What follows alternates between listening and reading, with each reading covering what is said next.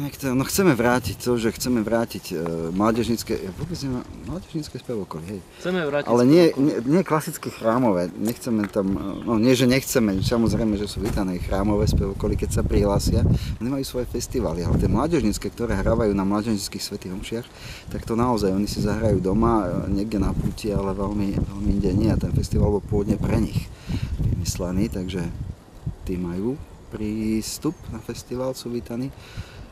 Vraciame hranie v nedeľu, čiže tak ako posledné 2 roky, myslím, v nedeľu už sa nehralo.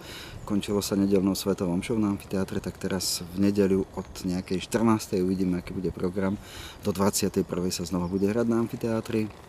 Chceme robiť, a neviem, či môžem teraz prezradiť, to chlapci vystrihnú, keď bude treba, chceme urobiť súboj kapiel. Ale nebude to súboj tak, že budú hrať, že kto hrá lepšie, ale budú súťažiť v niečom, v čom vôbec nie sú doma.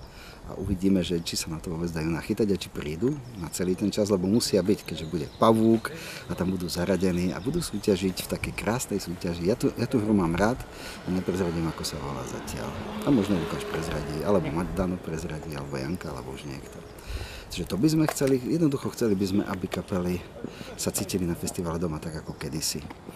Aby si uvedomili, že je to festival, ktorý je tu pre nich, že na iné festivaly chodia sa predviesť, akí sú úžasní, ale na festival Verím Pane chodia domov a tam už sa nemusia žiadnu formu, nič, jednoducho takí, akí sú. To je ďalšia vec, ktorou sa začala už vlastne v Lani, v Čajovni. Kto bol na festival, tak tam zažil Čajovňu a vonku v Stanovom mestečku.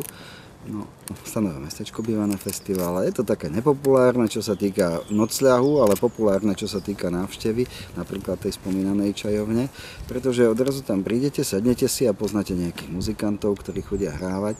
A ten muzikant tam hrá s niekým človeče a nie je to druhý muzikant, ale je to nejaký divák, ktorý tam prišiel, alebo dámu, alebo šach, alebo už čokoľvek.